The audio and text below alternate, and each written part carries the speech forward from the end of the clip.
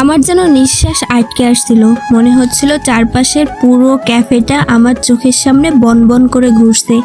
আবরাবের মুখ থেকে বের হওয়া কথাটা যেন একটা বোমার মতো আমার বুকের এমন একটা অনুভূতি জাগিয়ে তুলল, যা আমি ভেবেছিলাম গত কয়েক বছরের দুঃখ, কষ্ট আর অপমানের নিচে চিরতরে মরে গেছে।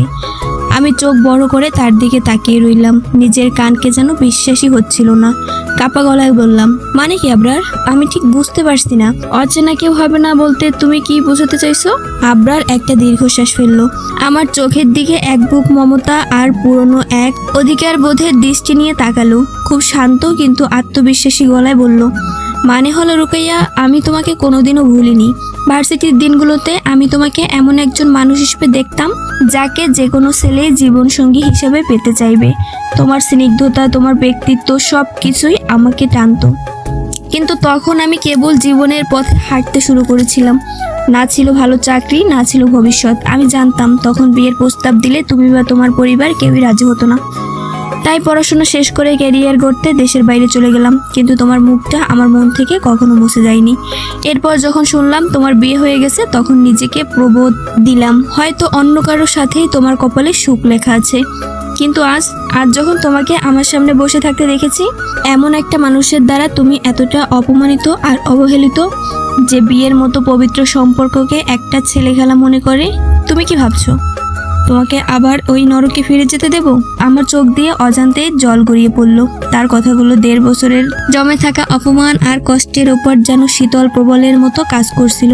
কিন্তু বাস্তবের কঠিন মাটিতে ফিরে আসতে আমার বেশ সময় লাগলো না। চোখের জল মুছে কাপা কাপা গলায় বললাম, কিন্তু আবরার, তুমি পরিস্থিতিটা বুঝতে পারছো না। ইমতিয়াজ আমাকে বাচ্চাদের জন্য ফিরিয়ে নিতে চায়, আর এর জন্য একটা হিল্লা বিয়ে দরকার। মানে শুধু কাগজে কলমে একটা চুক্তি, 2-1 দিনের ব্যাপার। তারপর যে যার রাস্তায়। তুমি একজন প্রতিষ্ঠিত সম্মানীয় মানুষ। তুমি কি সত্যি এই জঘন্য নোংরা চুক্তির একটা অংশ হতে রাজি হবে? কথাগুলো শোনা মাত্রই আবরাবের চেহারায় প্রচণ্ড রাগের ছাপ ফুটে উঠল।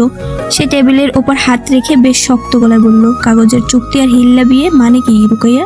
এসব শরীয়তে সম্পূর্ণ হারাম, একটা জঘন্য প্রতারণা। আমি কখনোই এসব নোংরামিকে সমর্থন করি না। আর একজন নারী হিসেবে তোমাকে এমন আত্মসম্মানজনক পরিস্থিতির মুখেও আমি ঠেলে দিতে পারবো না।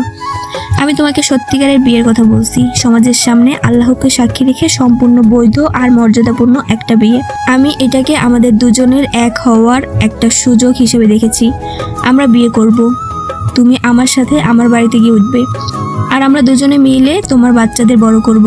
এরপর যদি কোনোদিন তোমার মনে হয় যে তুমি ইমতিয়াজকে ভুলতে পারছো না বা ওর কাছে ফিরে যেতে চাও, তাহলে সেটা হবে তোমার নিজের সিদ্ধান্তে একটা সত্যিকারের ডিভোর্স, কোনো সাজানো নাটক নয়।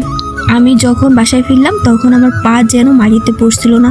মাথার ভেতর হাজারটা চিন্তার ঝড়। এদিকে আমার বহু পুরনো সেই স্বপ্ন, যে মানুষটাকে একসময় মন থেকে চেয়েছিলাম, সে নিজে এসে আমাকে ভালোবাসার কথা বলছে, বিয়ের প্রস্তাব দিচ্ছে। অন্যদিকে সমাজের ভয় আর ইমতিয়াজের ভয়, সে যদি জানতে পারে এই বিয়েটা কোনো চুক্তি নয়, সত্যি সত্যি হচ্ছে, তাহলে সে হয়তো পাগলের মতো করবে আর বাচ্চাদের আমার কাছ থেকে কেড়ে নেওয়ার চেষ্টা করবে। সোজা মায়ের ঘরে গিয়ে তার কোলে মাথা রেখে ডুকরে কেঁদে উঠলাম। হোয়াটসঅ্যাপের মেসেজ থেকে শুরু করে ক্যাফেতে আবরাবের সাথে হওয়া সব কথা মাকে খুলে বললাম। মা আমার মাথায় হাত বুলিয়ে দিতে দিতে বলল, মারে, ইমতিয়াজ তোকে কি না কষ্ট দিয়েছে, কথায় কথায় সামান্য কারণে তোকে কুকুরের মতো তাড়িয়ে দিত। আর আবরাব ছেলেটা তো খুব ভালো, ওর আর ওর পরিবারের অনেক সুনাম। আল্লাহ হয়তো তোর সব কষ্টের প্রতিদান হিসাবে এই রাস্তাটা খুলে দিয়েছে। তুই রাজি হয়ে যা মা, এমন একজন মানুষকে বেছে নে যে তোর সম্মান বুঝবে। আর বাচ্চাদের কথা বলছিস, আইন অনুযায়ী বাচ্চারা তোর সাথেই থাকবে। মায়ের কথায় আমি সাহস পেলাম। রাতে এশা পড়ে ইস্তিখারার নামাজ পড়লাম। এরপর মনের ভেতরে অদ্ভুত একটা প্রশান্তি কাজ করতে শুরু করলো। সকালে উঠে আবরাবকে ফোন করে বললাম, আমি রাজি আবরার, কিন্তু ইমতিয়াজকে আমাদের বিয়ের ব্যাপারটা জানাতে হবে। তবে সে জানবে যে বিয়ে হচ্ছে, এর পেছনে বাকি সত্যগুলো এখন আর জানানোর দরকার নেই। এদিকে ইমতিয়াজ যখন জানতে পারলো যে আমি হিল্লার জন্য একজনকে রাজি করিয়েছি, সে আনন্দে গদগদ হয়ে আমাদের বাসায় ছুটে এলো। সে ভাবলো এটা তো শুধু সময়ের ব্যাপার, এরপরই সে আমাকে আবার তার সংসারে ফিরিয়ে নিয়ে নিজের দাদাগিরি ফলাবে। ড্রয়িং রুমে পায়ের ওপর পা তুলে বসে চরম অহংকারী গলায় সে বলল, তা রুকাইয়া, লোকটার সাথে সব কথা ফাইনাল হলো। এই কদিনে নাটকের জন্য কত টাকা খরচে, আর বিয়েটা কবে পড়ানো হচ্ছে। আমাকে তো আবার ইদ্যতের দিনক্ষণ হিসাব করে বাসা গোছাতে হবে। এতগুলো বছর পর আজ প্রথমবারের মতো আমি তার দিকে চরম ঘৃণা আর এক অদম্য সাহসের দৃষ্টিতে তাকালাম।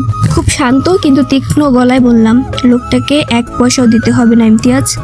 আর সে কোনো নাটকে অংশ নিচ্ছে না। সে একজন অত্যন্ত সম্মানীয় মানুষ, পেশায় ইঞ্জিনিয়ার আর আমার ভার্সিটির পুরনো ব্যাচমেট। সে আমাকে সামাজিকভাবে সম্পূর্ণ মর্যাদার সাথে সত্যিকারের বিয়ে করার প্রস্তাব দিয়েছে, আর আমি সেই প্রস্তাবে রাজি হয়েছি।